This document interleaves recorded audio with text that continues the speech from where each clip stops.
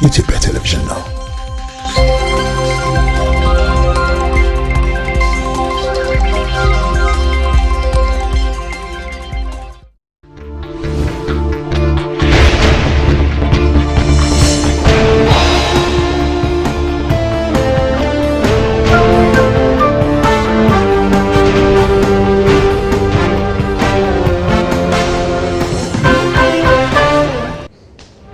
ግንቦት 5 2017 ዓ.ም ጤና ይስጥልኝ። እንደምን አመሻችሁ የተከበራችሁ ተመልካቾቻችን። በሶስት ምዕራፍ ወደ እናንተ የሚደርሰው የማክሰኞ ምሽት የኢቲቪ 57 ዜናችን ተጀምሯል። አልጋነሽ ተካነኝ አበይት ርዕሶቹን አስቀድማለሁ። በተለዋዋጭ ሁኔታዎች ብሔራዊ ጥቅምን ይበልጥ ለማስጠበቅ ጠንካራ አንድነትና ኢኮኖሚያዊ አቅም መገንባት እንደሚገባ ተገለጸ።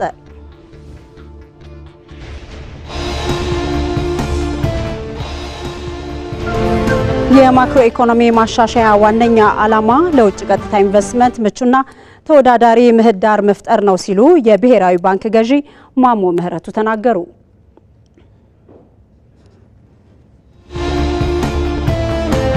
ከውጭ የአሜሪካው ፕሬዝዳንት ዶናልድ ትራምፕ ሳውዲ አረቢያ ገብተዋል።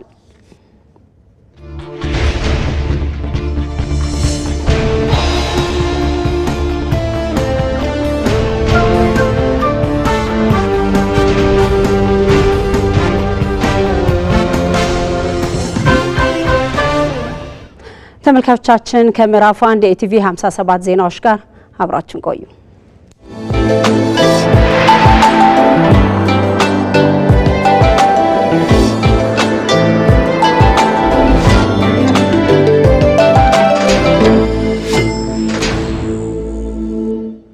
ቀጠናዊ ሰላምን ማረጋገጥ የሚቻለው በመተማመንና ዘላቂ ትብብርን በማጠናከር ነው ሲሉ ምክትል ጠቅላይ ሚኒስትር ተመስገን ጥሩነህ ተናገሩ። ምክትል ጠቅላይ ሚኒስትር ተመስገን ጥሩነህ የአፍሪካ የመረጃና ደህንነት አገልግሎት ኮሚቴ የምስራቅ አፍሪካ ቀጠናዊ ስብሰባን አስጀምሯል። የአሸናፊ እንዳልን ዘገባ ተከታትለን እንመለስ። እንደሚታወቀው የምስራቅ አፍሪካ ቀጠና በርካታ ተግዳሮቶች በተለያዩ ጊዜያት የሚገጥሙት ቀጠና እንደሆነ ይታወቃል። ሽብርተኝነት አለ፣ እንዲሁም ደግሞ የተለያዩ ጦርነቶች ጭምር ይከሰታሉ። ከዛም ባለፈ ደግሞ የሳይበር ጥቃቶችም በተለያዩ ጊዜ የሚከሰቱበት ቀጠና ነው። እነዚህ ችግሮች እንግዲህ በአንዳንድ ሀገራት ላይ ይከሰቱ እንጂ የጋራ ችግር ናቸው። በቀጠናው ላይ አለመረጋጋት እንዲፈጠር ሊያደርጉ የሚችሉ ናቸው። ይህንን ለመቋቋም ደግሞ ሀገራት በተለይ በሴኩሪቲና በደህንነትና እንዲሁም ደግሞ በመረጃ ላይ በጋራ የሚሰሩበት ሲሳ የተሰኘ ኮሚቴ አለ። የሱ የምስራቅ አፍሪካ ቀጠናዊ ስብሰባ ነው እንግዲህ ለመጀመሪያ ጊዜ በአዲስ አበባ ላይ ሲከናወን ለመጀመሪያ ጊዜ ነው። ከዚህ ቀደም በተለያዩ ሀገራት ላይ ሲከናወን ነበረ። ዛሬ ይህ ስብሰባን እንግዲህ በይፋ የከፈቱት ምክትል ጠቅላይ ሚኒስትር ተመስገን ጥሩነህ ናቸው።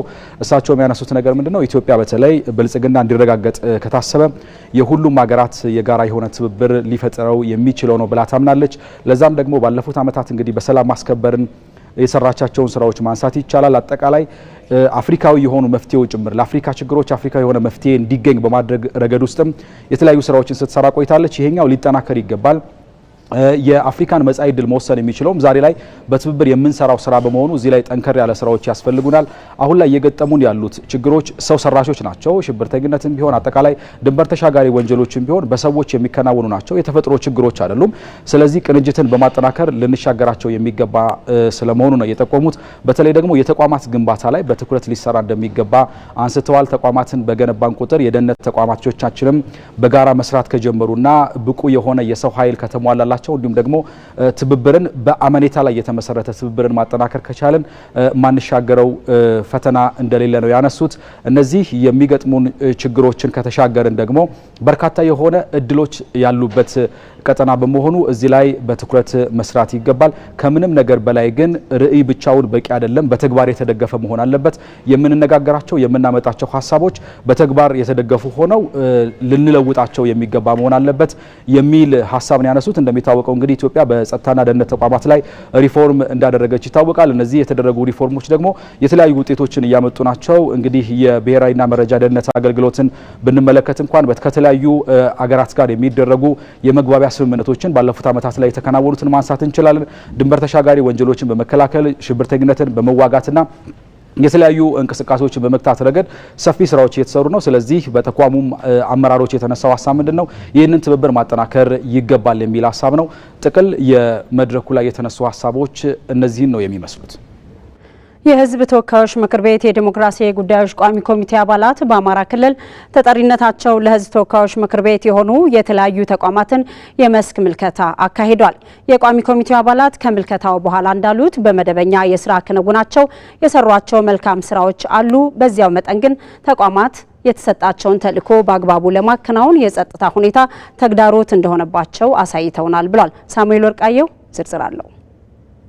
በህዝብ ተወካዮች ምክር ቤት የዲሞክራሲ ጉዳዮች ቋሚ ኮሚቴ አባላት በአማራ ክልል የሚገኙ ተጠሪነታቸው ለህዝብ ተወካዮች ምክር ቤት የሆኑ ተቋማትን ከተሰጣቸው ተልዕኮ አንጻር አፈጻጸማቸውን የመስክ ምልከታ እያደረጉ ይገኛሉ። በመደበኛ የስራ ክንውናቸው የሰሯቸው መልካም ስራዎች አሉ። በዛው መጠን ደግሞ የስራ ክንውናቸውን በአግባቡ ለማከናወን በተለይ ደግሞ ወደ ህዝብ ወርዶ አንዳንድ ስራዎችን ለመስራት የጸጥታ ሁኔታው ተግዳሮት እንደሆነባቸው አሳይተውናል። በቋሚ ኮሚቴው አባላት የመስክ ምልከታ ከተደረገባቸው ተቋማት መካከል የኢትዮጵያ ሰብአዊ መብቶች ኮሚሽን የባህር ዳር ቅርንጫፍ ጽሕፈት ቤት አንዱ ሲሆን ተቋሙ በክልሉ በማረሚያ ቤቶችና ጊዜያዊ ማቆያዎች የታራሚዎች አያያዝ፣ የሰብአዊ መብት ጥሰቶች አቤቱታዎችን መቀበልና እልባት እንዲያገኙ የማድረግና በሌሎችም ተግባራት ተልዕኮውን ከመወጣት አንጻር ያሉ አፈጻጸሞች በቋሚ ኮሚቴ አባላቱ ታይተዋል።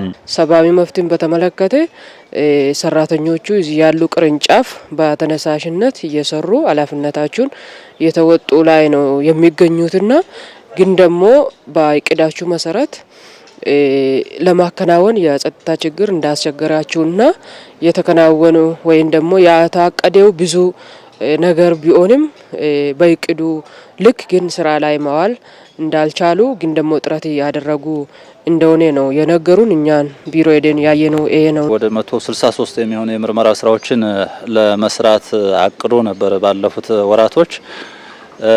ወደ 89 ያህሉ የምርመራ ስራዎች ገና አልተከናወኑም። ሌሎቹን ለማየት ጥረት አድርገዋል። የተፈቱም አሉ። ወደ 31 የሚሆኑ ቀሪዎች በሂደት ላይ ያሉም አሉ።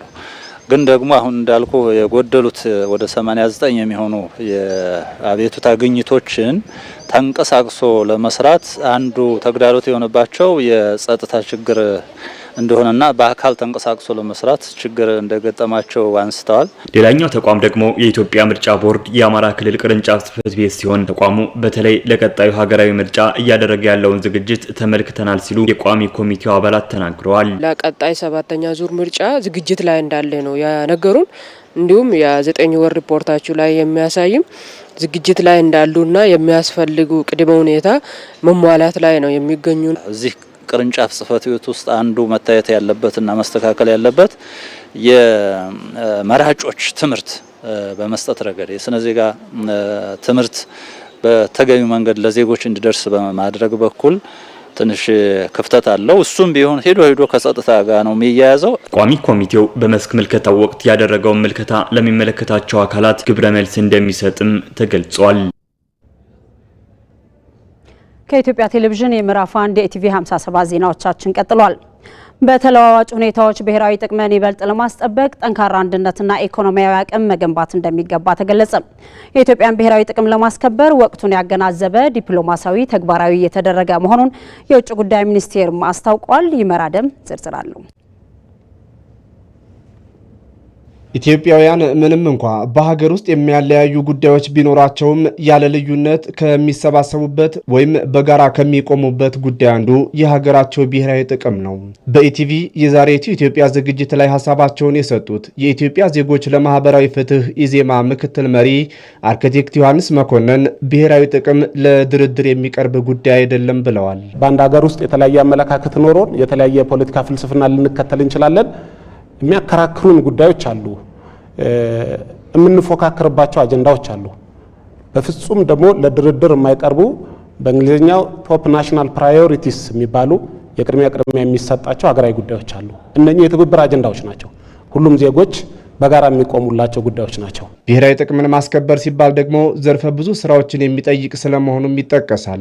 እናም የኢትዮጵያን ብሔራዊ ጥቅም ለማስጠበቅ የውስጥ ጠንካራ አንድነትና ኢኮኖሚያዊ እድገትን መገንባት የግድ ነው የሚሉት ደግሞ በህዝብ ተወካዮች ምክር ቤት የውጭ ግንኙነትና የሰላም ጉዳዮች ቋሚ ኮሚቴ ምክትል ሰብሳቢው ዶክተር ፈትህ መህዲ ናቸው። ብሔራዊ ጥቅማችንን ለማምጣት ኢኮኖሚ እድገት ማምጣት አለብን። ኢኮኖሚ እድገት ለማምጣት ደግሞ ከተለያዩ ጎረቤት ሀገራትና ከቀጠናው ካሉ ከመላው ሀገር ጋር መስራት አለብን በሰላማዊ መንገድ። አንዱ መስሪያው ዘዴ ወርልድ ትሬድ ኦርጋናይዜሽን ነው። እዛ ለመግባት የሚደረገው ጥረት አንዱ ማሰብ ተለዋዋጭ በሆነው ኢትዮጵያ የምትገኝበት የምስራቅ አፍሪካ ቀጣናም ይሁን በዓለም አቀፍ ደረጃ የሀገርን ብሔራዊ ጥቅም ለማስጠበቅ የወቅቱን ዲፕሎማሲ ያገናዘበ ስራ እየተሰራ መሆኑንም የውጭ ጉዳይ ሚኒስቴር ዲፕሎማት የሆኑት ዘሪሁን መገርሳ ተናግረዋል።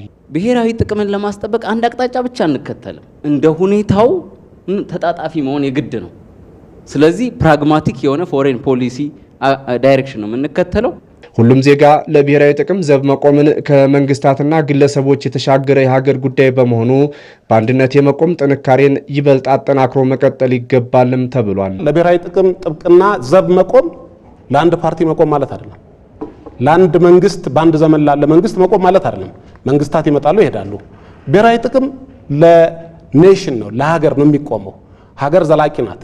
የልጆቻችን ተስፋ እኛ የወረስነው የአባቶቻችን ቅርስ ማለት ነው። ለዘመናት የተዋረስናቸው እሴቶቻችን አንድ ላይ የሚኖሩት ሀገር በሚባለው ሐውልት ነው።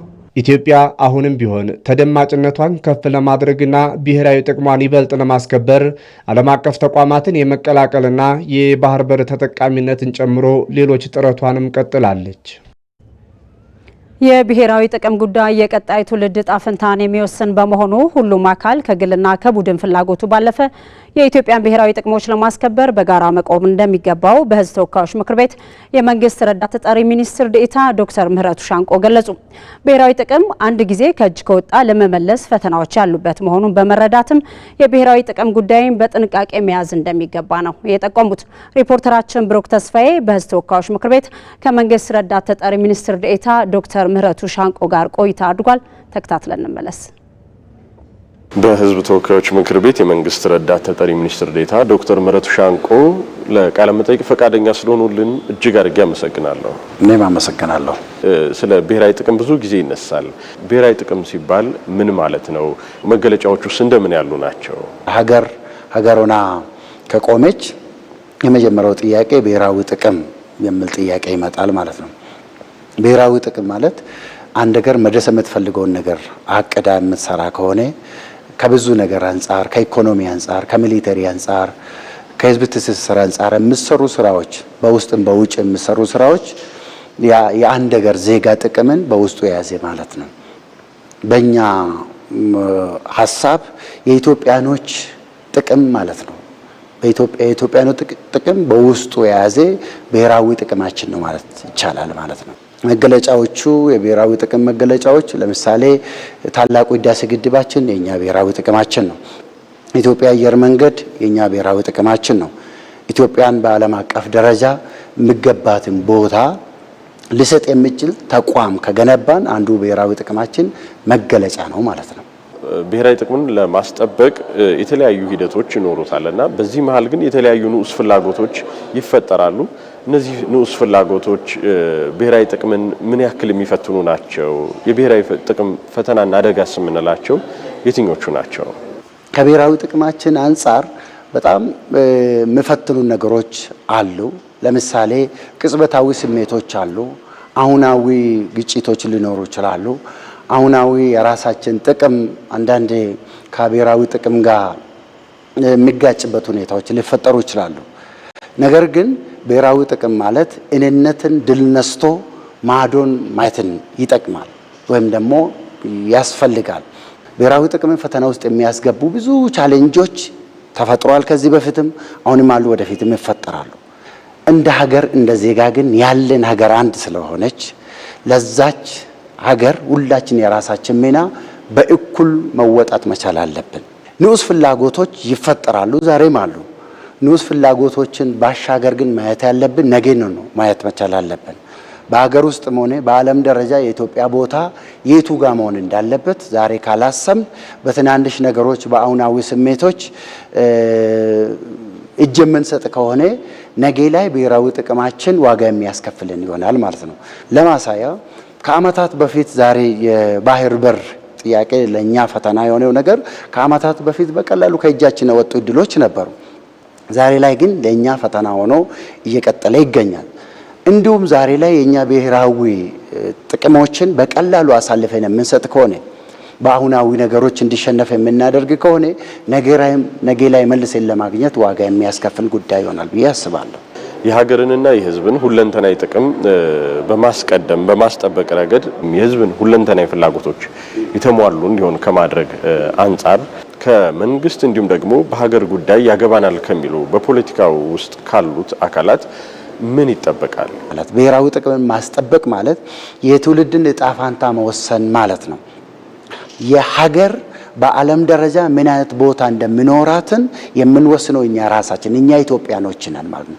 እያንዳንዱ ኢትዮጵያ በተሰማራንበት መስክ ላይ ስለ ኢትዮጵያ ብሔራዊ ጥቅም በየቀኑ አውቀን መስራት መቻል አለብን። እንደ ምሁራን እንደ ፖለቲከኞችም ሁሌ ማሰብ ያለብን የትኛውም ጥያቄዎች ይቀያየራሉ፣ አዳዲስ ጥያቄዎች ይፈጠራሉ፣ አዳዲስ ፍላጎቶች ይፈጠራሉ፣ ይመጣሉ፣ ይሄዳሉ። የሀገር ጥቅም ግን እንደዛ አይደለም። የሀገር ጥቅም ቋሚ እንደሆነ እናስብና የትኛውንም ጥያቄ ከዛ መልስ እንጠይቅ። የሀገር ጥቅምና የግለሰቦችን ጥቅም እኩል አድርገን ማየት የለብንም። የሀገር ጥቅም ከፖለቲካ ፓርቲ ስብስብ በላይ ነው። የሀገር ጥቅም አንዳንዴ ከመንግስታት ስርዓትም በላይ ነው። የመንግስታት ስርዓት ይመጣሉ ይሄዳሉ። የሀገር ጥቅም ግን ቋሚ ነው። እሱን አስቦ እሱን ተገንዝቦ ከመስራት ረገድ ግን ችግሮች አሉ። አሁንም ቢሆን እኛ እንደ ሀገር ደካማ ስንሆን የሌሎች ሀገራት መጫወቻ ነው የምንሆነው። ሌሎች ሀገራት እንደፈለጉ ነው የሚያደርጉን። ኃይል ያላቸው እንደፈለጉ ነው የሚያደርጉን። ያኔ ዛሬ ላይ የምንጠይቀው ጥያቄዎች ቦታ አይኖራቸው። ስለዚህ እንደ ኢትዮጵያኖች ቆም ብለን ማሰብ ያለብን የሀገራችን ጥቅም ማስቀደም ነው መቻል አለብን። ቀጥሎ የሚመጡ ጥያቄዎችን ደግሞ በኋላ ላይ በልኩ እያየን ማስተናገዱ ተገቢ መልስ ያገኛል ብዬ ማስባለሁ። በሕዝብ ተወካዮች ምክር ቤት የመንግስት ረዳት ተጠሪ ሚኒስትር ዴኤታ ዶክተር ምህረቱ ሻንቆ ለቃለ መጠይቅ ፈቃደኛ ሆነው ጊዜዎትን ስለሰጡኝ እጅግ አድርጌ አመሰግናለሁ። መልካም ጊዜ። ኢትዮጵያ የተገበረችው የማክሮ ኢኮኖሚ ማሻሻያ ዋነኛ ዓላማ ለውጭ ቀጥታ ኢንቨስትመንት ምቹና ተወዳዳሪ ምህዳር መፍጠር መሆኑን የብሔራዊ ባንክ ገዢ ማሞ ምህረቱ ገለጹ። ኢትዮጵያ ለ10 ዓመታት ያልታረሰ መሬትን ወደ እርሻ እያስገባችና አዳዲስ የማዕድን እድሎችን እየተመለከተች መሆኗን የገንዘብ ሚኒስትር ዴኤታው ኢዮብ ተካልኝ ጠቁመዋል። ሳምሶን ገድሉ ዝርዝር አለው። ኢትዮጵያ ያላትን የኢንቨስትመንት እድሎችን መጠቀም ላይ ትኩረቱን ያደረገ በኢትዮጵያ ኢንቨስት ያድርጉ 2025 የቢዝነስ ፎረም እየተካሄደ ይገኛል። በፎረሙ ላይ የኢትዮጵያ ኢንቨስትመንት እድሎች ላይ ያተኮረ የፓናል ውይይትም ተደርጓል። በፓናል ውይይቱ የብሔራዊ ባንክ ገዢ ማሞ ምህረቱ የተሟላ ማክሮ ኢኮኖሚ ሪፎርሙ ዓላማ ኢንቨስትመንትን መደገፍ እንዲሁም ተወዳዳሪ የውጭ ቀጥታ ኢንቨስትመንት ምህዳርን መፍጠር ነው ብለዋል። ሪፎርሙ ችግሮችን መፍታት የሚያስችል ሆኖ መዘጋጀቱንና ለባለሀብቶችም ገቢ ማመንጨት የሚያስችላቸው መሆኑንም ነው የተናገሩት። ሪፎርም ፕሮግራም was designed to support increased investment የሪፎርም ፕሮግራም ዋና ዓላማ ኢትዮጵያ ውስጥ ኢንቨስትመንትን ለመደገፍ ነው። ሪፎርሙ በውስጡ የተለያዩ ፕሮግራሞችን ይዟል። ነገር ግን ዋናው አካል በኢትዮጵያ ውስጥ ካለው የገንዘብ ፖሊሲ ማዘመን ጋር የተያያዘ ነው። የዋጋ ንረት ችግርን ለመፍታት የሪፎርሙ ነጥብ በተሻለ ሁኔታ ለመፍታት በሚያስችል መንገድ ተቀርጿል። በገንዘብ ፖሊሲው ግንባር የሆነው የፋይናንስ ዘርፍ የውጭ ምንዛሬ የሪፎርሙ ሀሳብ በእውነት የውጭ ቀጥተኛ ኢንቨስትመንትን በኢትዮጵያ እንዲስፋፋና ተወዳዳሪ አቅም እንዲፈጠር ማድረግ ነው። ኢንቨስተሮች ገቢ እንዲያመነጩ ማስቻል ነው። አንድ ኢንቨስተር ካላተረፈ የሚመጣበት ምንም ምክንያት የለም። አሁን ወሳኝ የፖሊሲ እርምጃዎችን በመውሰድ የተረጋጋ ማክሮ ኢኮኖሚ መፍጠር ተችሏል። የገንዘብ ሚኒስትር ዴኤታ ዶክተር ኢዮብ ተካልኝ ኢትዮጵያ ለ10 ዓመታት ጦም ያደረ መሬትን ሙሉ በሙሉ ወደ እርሻ እያስገባች እንደሆነና አዳዲስ የማዕድን እድሎችን እየተመለከተች መሆኗንም ጠቁመዋል። በርካታ የኢንቨስትመንት እድሎችን የሚያሰፉ ማሻሻያዎች መደረጋቸውንና ከዚህም ጀርባ የመንግስት ከፍተኛ ቁርጠኝነት መኖሩን የሚያመላክት መሆኑንም የጠቆሙት 80% of our investment came from domestic resources. It tells you this is a serious government that is investing in the future. 8% ኢንቨስትመንታችን የተገኘው ከሀገር ውስጥ ሀብት ነው። ይህ ለወደፊት ኢንቨስት እያደረገ ላለ መንግስት ቁርጠኛ እንደሆነ የሚያሳይ ነው። ከተሞችን እየሰራን ነው። ለ10 ዓመታት ጥቅም ላይ ያልዋለ የግብርና መሬትን ሙሉ በሙሉ ወደ ስራ እያዋለን ነው። አንዳንድ የማዕድናት እድሎችንም እየተመለከትን ነው። ወጣቶቻችን በዲጂታል ስፔስ ውስጥ ከኢትዮጵያ የሚወጡትን ቀጣይ ጅምሮች እንዲያዩ እያሰለጠነ ነው። ስለዚህ መንግስት ኢኮኖሚውን እያነቃቃ ከፍተኛ መዋለ ንዋይ ፈሰስ እያደረገ ነው። ብዙ ማሻሻያዎችም ተደርጓል። ከዚህ ሁሉ ጀርባ ጠንካራ የመንግስት ቁርጠኝነት አለ። በኢትዮጵያ ኢንቨስት ያድርጉ 2025 የቢዝነስ ፎረም በዛሬው ዕለት ፍጻሜውን ያደርጋል። ተግባራዊ እየተደረገ ያለው የለውጥ ፍኖተ ካርታ የፍርድ ቤቶችን አገልግሎት አሰጣጥ በማዘመን እንዲሁም የተገልጋዮችን እንግልት በመቀነስ ለውጥ እያመጣ መሆኑን ተገልጋዮችና ጠበቆች ገለጹ። በክልሎች መካከል ያለውን ልዩነት ማጥበብና ጅምር ማሻሻያውን ቀጣይ ማድረግ እንደሚገባም ነው የተጠቆመው። ሞላ አለማየሁ ተጨማሪ ዘገባ አለው። ባለፉት 2 ዓመታት ተግባራዊ የተደረገ ባለው የፍትህ ተቋማት የለውጥ ፍኖተ ካርታ የፍርድ ቤቶች አገልግሎት አሰጣጥ ላይ አዎንታዊ ለውጥ መምጣቱን ተገልጋዮችና ጠበቆች ይገልጻሉ። ባሉት ሂደቶች ላይ ከመጀመሪያው ከቀጠሮ አሰጣጥም ጀምሮ ከችሎትም ከጽህፈት ቤትም ጀምሮ ጥሩ አገልግሎት ነው የሰጡ። ባለው ቀጠሮ ባላቸው ፕሮግራም መሰረት ሳይንዛዛ በእለቱ በሰዓቱ ነው እየተስተናገድኩ ያለሁትና ተስተናግጄ የጨረስኩት። አገልግሎቱ አሪፍ ነው ያለውን ይሄ እንደዚህ ነው ብሎ በትክክል ያስተናግዱናል። አሪፍ ነው አገልግሎት። ዛሬ 2ኛ ቀጠሮ ነው የመጣሁት። የተከሳሹ ጠበቃ ስለሌለ 3ኛ አንድ ቀጠሮ አስይዘውልኛል። በፍርድ ቤቱ በኩል ምንም አይነት ችግር የለም። በኔ በኩል ያቀረብኩትን አቤቱታ በጥሩ ሁኔታ ፈጽሞልኛል። ዛሬ ውሳኔውን ለመውሰድ መጥቼ ነው፣ ተወስኖልኛል። ከቅልጥፍና ጋር ተያይዞ ዲጂታላይዝድ እየተደረገ ያለው ነገር በጣም መልካም ነው። የቀጠሮ ሁኔታዎችን በቀላሉ ነው የምንረዳው። ጠቅላላ ያሉ ሁኔታዎችን ዲጂታላይዝድ በሆነው መንገድ አገልግሎት ነው እያገኘን በመሆኑ እዚህ ላይ ፍርድ ቤቶች መልካም ነገር ነው እየሰጡ ያሉትና ይበል የሚያሰኝና እመርታ የታየበት ነው። በፍትህ ተቋማት የአሰራር ለውጥ ሂደት ለዜጎች የተሻለ አገልግሎት ለመስጠት የህግ ማሻሻያዎች መደረጉን የሚገልጹት የፍትህ ሚኒስትር ሀና አራያ ስላሴ ናቸው። የአስተዳደር ስነ ስርዓት ህግ መውጣቱ ለዜጎች የየዕለት ህይወት በጣም ከፍተኛ ፋይዳ ያለው ነው። ምክንያቱም አስፈጻሚ አካላት ህግ የሚያወጡበት ሂደት አዋጅም ሆነ ደንብም ሆነ መመሪያ በየደረጃው ያሉ ህጎች የሚወጡበት ሂደት አሳታፊ መሆኑን የሚያረጋግጥ ህጎች እርስ በርስ ተናባቢ የሆኑና ትክክለኛውን ዲው ፕሮሰስ ሂደቱን ጠብቀው የሚወጡ መሆናቸውን የሚያረጋግጥ ስለሆነ በፌዴራል የወጣው ይሄን አዋጅ ሁሉም ክልሎች ላይ እንዲያወጡ ይሄንንም ክትትል የምናደርግበት አንደኛው ጉዳይ ነው። ሶስተኛው ቅንጅታዊ አሰራርን የተመለከተ ነው። ከበፊቱ በጣም የተሻለ በፌዴራል የፍትህ ተቋማት መካከል እንዲሁም በፌዴራልና በክልሎች መካከል የተሻለ ቅንጅታዊ አሰራርን ማስመዝገብ ተችሏል። በጠዋቱ አዲስ ቀን የዜና ሾው የሀገር ጉዳይ ላይ የተገኙት በፍትህ ሚኒስቴር የፍትህ ስርዓት ማሻሻያ ዳይሬክተር አቶ ኖህ ታከለ የህዝብ ቅሬታ ያለባቸውን ቦታዎች በገለልተኛ ባለሙያ በማስጠናት የለውጥ ማሻሻያ መተግበሩ ጅምር ውጤት አስገኝቷል ብለዋል።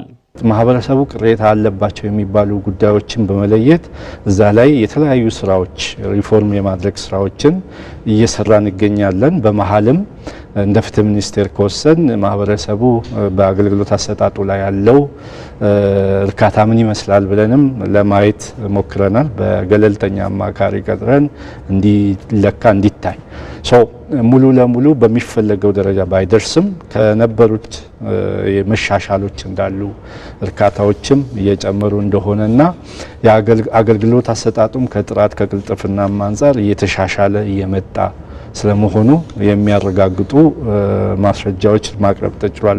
በክልሎች መካከል ያለውን ልዩነት ልምድ በመለዋወጥ ጭምር መፍታት ይገባል የሚሉት ደግሞ በሕዝብ ተወካዮች ምክር ቤት የሕግና ፍትህ ጉዳዮች ቋሚ ኮሚቴ ምክትል ሰብሳቢ አቶ ኢሳ ቦሩ ናቸው። በሁሉም ክልሎች ማለት ይቻላል። ለምሳሌ አሁን በቅርቡ ያደረግነው ክልል ላይ ደቡብ ኢትዮጵያ ለማለት ሞክረናል። ኦሮሚያ ላይ መልከታ አድርገናል። አማራ ክልልም እንደዚህ ለማለት ሞክረናል። በጣም የሚያበረታቱ ስራዎች ከቦታ ቦታ ከክልል ክልል የምላይ ሁኔታ አለ። ይህንን ወደ አንድ የማምጣት አሁንም ብዙ የሚቀሩ ስራዎች እንዳሉ ሆነው ጅምር ስራ በጣም ጥሩ ነው ማለት ይቻላል። አምዶችን በተመሳሳይ መልኩ ስራ ላይ ማዋልም ላይ ተመሳሳይ ኢምፕሊሜንቴሽን ላይ አይደለም ያለ ነው። የተጀመሩ ስራዎች በጣም አበረታች ቢሆኑም ገና ትኩረት የሚጠይቅ እጅግ ትኩረት የሚጠይቅ ስራ መሆኑን ያየነው። በፍርድ ቤቶች አገልግሎት አሰጣጥ የተጀመሩ የለውጥ ስራዎችን በማጠናከር የህዝብ አመኔታ ያለው የፍትህ ስርዓት መገንባት ያስፈልጋል ተብሏል። መዲናችን አዲስ አበባ በርካታ የቱሪስት መስህቦችን በውስጧ ይዛለች። የአዲስ አበባ ሙዚየም ደግሞ የከተማዋን ከምስረታ እስካሁን ያለ ታሪክ ቁልጭ አድርጎ ያሳያል። ሪፖርተራችን ኤጃ እንጂፈታ ሙዚየሙ በውስጡ ምን ይዟል በሚለው ዙሪያ ከሙዚየሙ አስጎብኝ ጋር ቆይታ አድርገን ነበር። አብረን እንከታተል። አሁን የምንገኘው በአዲስ አበባ ሙዚየም ውስጥ ነው። አዲስ አበባ ሙዚየም ውስጥ ምን አለ፣ የሚጎበኝስ ምንድን ነው የሚለውን አብረን የምንከታተል ይሆናል። አብራችሁ ቆዩ።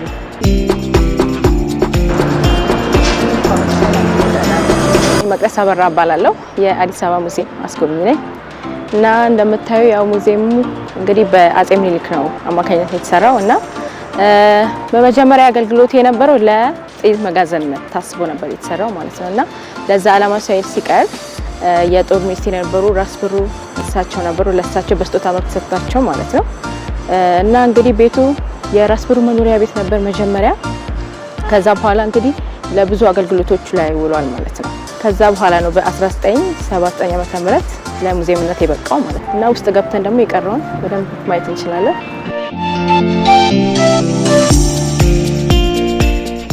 እንግዲህ አሁን ያለንበት አዳራሽ የምስረታ አዳራሽ የምንለው ነው። ያው በአጠቃላይ ግን ሙዚየሙ 7 ክፍሎች አሉት አጠቃላይ ማለት ነው። ፎቅ ላይ 2 ክፍሎች አሉ። በዛኛው ሳይድ ደግሞ 1 አለ። ከታች ደግሞ 4 አለ ማለት ነው። በአንድ ላይ 7 ይሆናል ማለት ነው። የምስረታ የተባለበት ምክንያት ይህ አዳራሽ እንግዲህ አዲስ አበባ እንዴት እንደተመሰረተችና ይህ ሙዚየም እንዴት እንደተመሰረተ ስለሚገልጽ ማለት ነው። ዳግማዊ አፄ ምኒልክ እቴጌ ጣይቱ ማለት ነው እንግዲህ አዲስ አበባን የመሰረቱት እነሱ ናቸው ማለት ነው። አዲስ አበባ የሚለውን ስያሜ የሰጡት ደግሞ እቴጌ ጣይቱ ናቸው ማለት ነው እና ቅድም እንዳልኩት ይሄ ሙዚየም በአፄ ምኒልክ አማካኝነት ነው የተሰራው ማለት ነው። የጋሻ መናየው የወሎ ንጉስ የንጉስ ሚካኤል ጋሻ ነው። እዛ ጋር የምናያቸው ጎራዴዎች ደግሞ አሉ። በአፄ ምኒልክ መኳንንቶች የሚጠቀሙበት የነበሩ ጎራዴዎች ጋሻዎች ናቸው። እዚህ ጋር የደጃዝማች ባላምባራስ አለ። እዚህ ጋር የቀኝ አዝማች አለ። ሌሎች ክፍሎች ላይም ደግሞ አለ የቀኝ አዝማች፣ የግራ አዝማች ማለት ነው። እነዚህ እንግዲህ በጦር ክፍሎች የማዕረግ ልብሶች ናቸው ማለት ነው። እዚህ ጋር የምናየው ደግሞ እንግዲህ አዲስ አበባ እንዳሁኑ ሳስቶን በፊት እንግዲህ መጀመሪያ ስትመሰረት በእንጦጦ ሰፈራ ነው ማለት የተመሰረተችው። የእንጦጦ ሰፈራ እንለዋለን ያኛው። እዚህ ጋር ደግሞ የእቴጌ ጣይቱ ሰገነት አለ። ይሄን እንጦጦ ፓርክ እናገኘዋለን ማለት ነው። እዚህ ጋር የምናየው ደግሞ ቅድስት ራጉኤል ቤተክርስቲያን አለ። በድሮ ጊዜ የተሰሩ ናቸው እነዚህ አዲስ አበባ በተመሰረተችበት ወቅት የተሰሩ ቤተክርስቲያኖች ናቸው። እዚህ ጋር ባህር ዛፎቹን ደግሞ እናያለን። አዲስ አበባ ውስጥ የማገዶ ችግር ስለነበረ አፄ ምኒልክ ከውጭ ሀገር በማስመጣት ነው ማለት ነው ይሄን ባህር ዛፍ ያስተከሉት።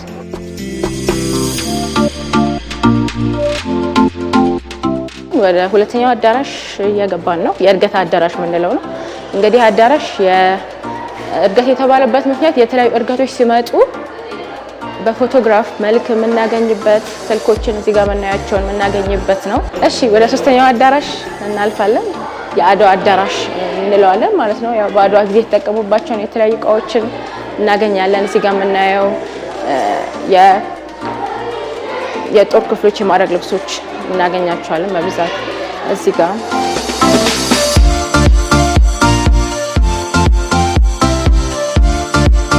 እዚህ ጋር የምናያቸው ደግሞ የአድዋ ጦርነት ካበቃ በኋላ የተመሰረቱ እንትኖች ናቸው፣ ኤምባሲዎች ናቸው።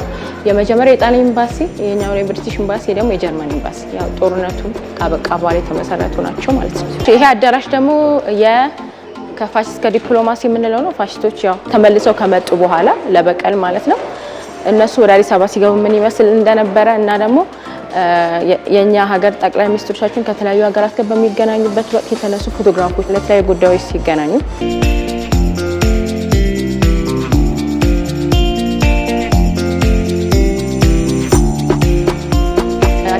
ይሄ ብቻ ሳይሆን አሁን ያየነው ዋና ዋና ክፍሎችን ነው። ከላይ የቀሩ ክፍሎች አሉ። እነሱ እንግዲህ በደንብ ጊዜ ስታገኙ መጣችሁ መጎብኘት እና ደግሞ በዚህ አጋጣሚ የአዲስ አበባ ሙዚየምን ያላየ መጥቶ እንዲጎበኝ ላለው አመሰግናለሁ። እሺ ለአደረግሽልን ማብራሪያ እጅግ አድርጌ አመሰግናለሁ።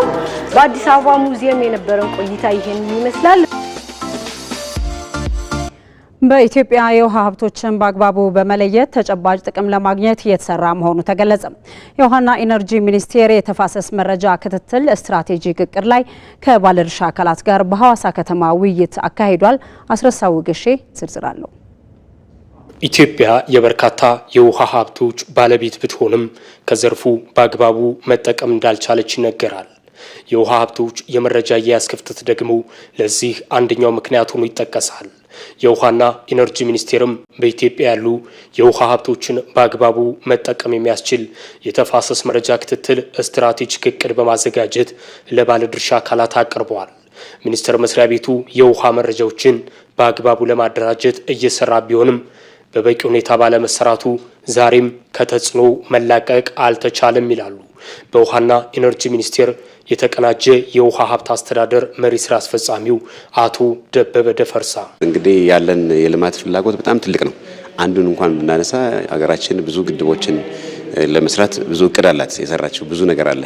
ከዛ ባሻገር እነዚህን መስራት ትፈልጋለች። እነዚህን ስንሰራ ውጤታማ በሆነ መንገድ፣ ዘላቂ በሆነ መንገድ መረጃ ላይ ካልተመሰረተ በስተቀር አስቸጋሪ ነው የሚሆነው ማለት ነው። ከዛ ባሻገር እነዚህ የውሃ ስራዎች ሲሰሩ ተያያዥ አደጋዎች አሉ፣ ውሃ ነክ አደጋዎች አሉ።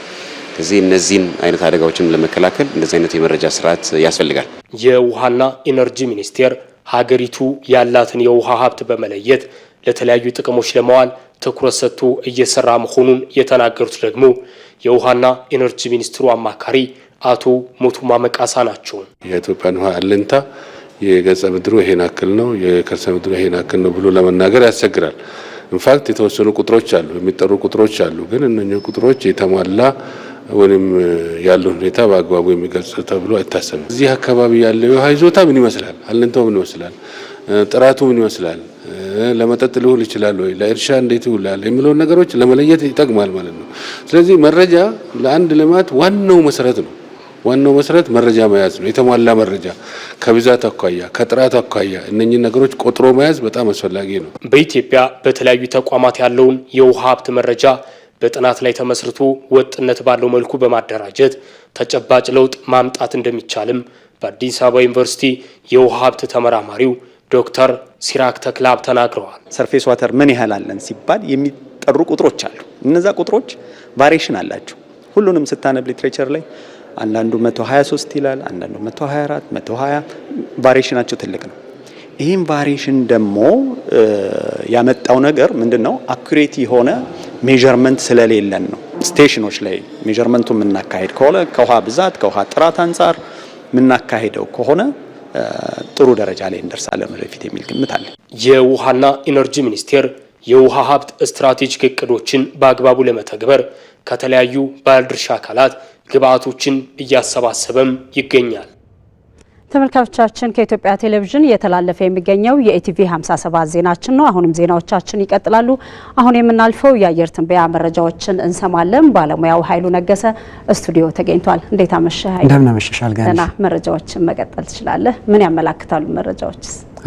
አመሰግናለሁ አልጋነሽ። በዛሬው ዕለት በሰሜን በመካከለኛው በምዕራብ በምስራቅና በደቡብ የሀገራችን አካባቢዎች ላይ ጠንካራና ነጎድጓዳ የአየር ሁኔታ ነበራቸው። ከዚሁም ጋር ተያይዞ በአዲስ አበባ በነቀምቴ በጎሬና በጎንደር ዝናብ ተመዝግቧል። በነገው ዕለት በልግ ዋነኛና ሁለተኛ የዝናብ ወቅታቸው በሆኑት የሀገራችን አካባቢዎች እንደዚሁም በምዕራብ አጋማሽ የሀገራችን አካባቢዎች ላይ የዳመና ሽፋን ይኖራቸዋል። ከዚሁም ጋር ተያይዞ ምዕራብ አማራ ከሶማሌ ክልል ፋፈን፣ ጀረርና የረር ዞኖች በኦሮሚያ ክልል በሁሉም የኦሮሚያ የማዕከላዊ ኢትዮጵያ የደቡብ ኢትዮጵያ የሲዳማ የጋምቤላና የቤኒሻንጉል ጉሙዝ ክልል ዞኖች በብዙ ቦታዎቻቸው ላይ ከቀላል እስከ መካከለኛ መጠን ያለው ዝናብ የሚያገኙ ሲሆን የሚኖረው የዝናብ መጠንና ስርጭት የበልግ እርሻ ስራዎችን ለማከናወን ከፍተኛ ጠቀሜታ ይኖረዋል። በነገው ዕለት በአንዳንድ የሀገሪቱ ዋና ዋና ከተሞችና የቱሪስት መዳረሻ የሆኑ ስፍራዎች የሚኖራቸው የአየር ሁኔታ በኮንሶ፣ ጋምቤላ፣ ነቀምቴ ዝናባማ፣ በአክሱም ዳመናማ፣ በጅግጅጋ፣ በጂንካ፣ በባቱ፣ በደብረ ማርቆስ ቀላል ዝናብ፣ በውሳና ቀላል ዝናብ፣ በሰመራ ፀሐያማ፣ በጎዴና የአቤሎ ዳመናማ የአየር ሁኔታ የሚኖራቸው ሲሆን በሰመራ የቀኑ ከፍተኛ የሙቀት መጠን እስከ 43 ዲግሪ ሴልሺየስ ይደርሳል። በቀጣዮቹ 3 ቀናት በአዲስ አበባ ቀላል መጠን ያለው ዝናብ ይኖራል። ተመልካቾቻችን ለበለጠ መረጃ የኢንስቲትዩቱን ድረገጽ www.itomet.gov.in ኢቲን ይመልከቱ። በርካታ መረጃዎችን ያገኛሉ። አልጋነሽ አመሰግናለሁ ኃይሉ። መልካም ምሽት ይሁንልህ። እኔም አመሰግናለሁ። መልካም ምሽት አልጋነሽ። መልካም እንቀጥላለን። ወደ ውጭ ዜና ነው የምንሻገረው። የአሜሪካው ፕሬዝዳንት ዶናልድ ትራምፕ ለይፋዊ የስራ ጉብኝት ሳውዲ አረቢያ ገብተዋል። ትራምፕ ሳውዲ አረቢያ ሪያድ ሲደርሱም በሳውዲው አልጋ ወራሽ መሐመድ ቢን ሳልማን አቀባበል ተደርጎላቸዋል። ዛህራ መሐመድ ተመልክተዋለች። አሜሪካንን ለሁለተኛ ጊዜ ለማስተዳደር አሸንፈው ስልጣን የያዙት በነጩ ቤተ መንግስታቸው ስራ ለመጀመር ከገቡበት ጊዜ አንስቶ የተለያዩ የስራ ማስፈጸሚያ ትዕዛዞችን በመፈረም የሚታወቁት የአሜሪካው ፕሬዝዳንት ዶናልድ ትራምፕ የዓለም አቀፍ የመገናኛ ብዙሃን የፊት ገጽ አጀንዳ ሆነው ሰነባብተዋል። የአሜሪካንን ኢኮኖሚ ለማሳደግና ሀያልነቷን ለመመለስ በሚል በጀመሩት ስራና የታሪፍ ጭማሪ ጫና ከቅርብም ከሩቅም ካሉ ወዳጆቻቸው ጋር ያላቸውን ወዳጅነት አሻክረዋል። በታሪፍ ጭማሪ ውሳኔያቸው ግን የወዳጅ ሀገራቱን ምላሽና ዲፕሎማሲያዊ ግንኙነት መሻከሩን ያስተዋሉት ትራምፕ ውሳኔያቸውን ሲያሻሽሉና አዳዲስ የንግድ ስምምነቶችን ሲፈራረሙ ተስተውሏል። ዛሬ ረፋድ ላይ ደግሞ በሁለተኛው የፕሬዝደንትነት ዘመናቸው የመጀመሪያ የሆነውን ይፋዊ የስራ ጉብኝታቸውን ወደ ሳውዲ አረቢያ በማቅናት ጀምረዋል። ፕሬዝደንት ዶናልድ ትራምፕ ሳውዲ አረቢያ ሲደርሱም የሳውዲው አልጋ ወራሽ መሐመድ ቢን ሰልማን በሪያድ ተገኝተው አቀባበል አድርገውላቸዋል። ፕሬዝደንት ዶናልድ ትራምፕ ኳታርና የተባበሩት አረብ ኤምሬትን ለ3 ቀናት ለመጎብኘት ባላቸው እቅድ መሰረት ነው ዛሬ ሳውዲ የገቡት። ይህ የፕሬዝዳንት ዶናልድ ትራምፕ የመካከለኛው ምስራቅ ጉብኝት ከሶስቱ ቁልፍ አጋሮች ጋር ያላቸውን ግንኙነት ለማጠንከርና ኃይላቸውን ለማሳየት ያግዛቸዋል ተብሏል። የትራምፕ ጉብኝት ለአሜሪካ ዋና ዋና የፋይናንሻል ኢንቨስትመንቶችን ለማግኘት፣ በጋዛ የተኩስ አቁም ለማስፈን እንዲሁም የሳውዲ አረቢያ እስራኤል መደበኛ ንግግሮችን የተመለከቱ ዲፕሎማሲያዊ ግንኙነቶች ላይ ያተኩራሉ ተብሎ ይጠበቃል። ትራምፕ የመጀመሪያ የጉብኝታቸው ማረፊያ በሆነችው ሳውዲ አረቢያ በሚኖራቸው ቆይታም ከልዑል መሐመድ ቢን ሰልማን በአሜሪካ ኢንዱስትሪ ውስጥ $1 ትሪሊዮን ኢንቨስት ለማድረግ የሚያስችል ተስፋን ያገኛሉ ተብሎም ይጠበቃል። ይህ የኢንቨስትመንት ተስፋ ልዑሉ ቀደም ሲል የገቡት የ$600 ቢሊዮን የኢንቨስትመንት እቅድን ያካተተ እንደሆነም ተገልጿል። አሜሪካ ከትራምፕ ጉዞ በፊት ለተባበሩት አረብ ኤሚሬቶች ከ$1.4 ቢሊዮን በላይ የጦር መሳሪያ መሸጧን ያስታወቀች ሲሆን በኤአይ ቺፕስ ማምረቻና ኢነርጂ ላይ ያሉ ኢንቨስትመንቶችን ጨምሮ በሁለቱ ሀገራት መካከል በርካታ ስምምነቶች በጉብኝቱ ይፋ ይደረጋሉ ተብሎም ይጠበቃል። በተጨማሪም ትራምፕ ለሳውዲ አረቢያ የትልልቅ የጦር መሳሪያ ሽያጭ ሊያደርጉ ይችላሉም ተብሏል። የአሜሪካ ሳውዲ ኢንቨስትመንት ፎረም ላይ ንግግር ያደርጋሉ ተብለው የሚጠበቁት ትራምፕ በዚህ ሳምንት መጨረሻ ወደ ኳታርና የተባበሩት አረብ ኤምሬትስ ይጓዛሉ። ዘገባው የቢቢሲና አልጀዚራ ነው። ተመልካቾቻችን ከኢትዮጵያ ቴሌቪዥን ሲተላለፍ የነበረው የምዕራፍ 1 የኢቲቪ 57 ዜናችን በዚህ መልኩ ተጠናቋል። በምዕራፍ 2 1 ሰዓት ላይ ቢዝነስና ስፖርትን አክለን ተመልሰን እንገናኛለን። አልጋነሽ ተካነኝ። መልካም ቆይታ ይሁንላችሁ።